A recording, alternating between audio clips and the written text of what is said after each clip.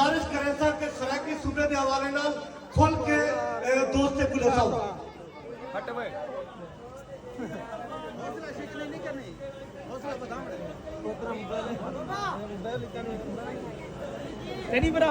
यार बस चा कर तेरी मेरी सबर करो यार। दसो कि सारे दोस्तों को बहाल गई है।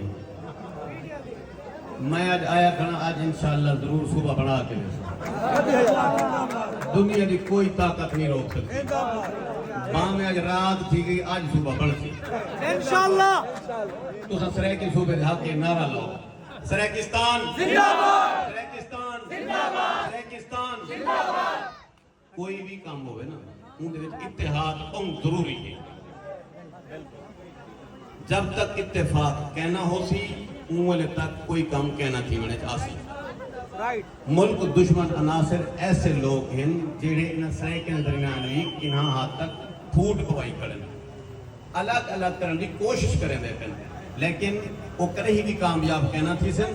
असा सरे के इत्तेहाद कर चुके हैं, इंशाल्लाह बहुत जल्दी सूबा सराकिस्तान मुल्क वजूद जा सकता। Thank you very much. शुक्रिया तमाम दोस्त जेड़े स्टेज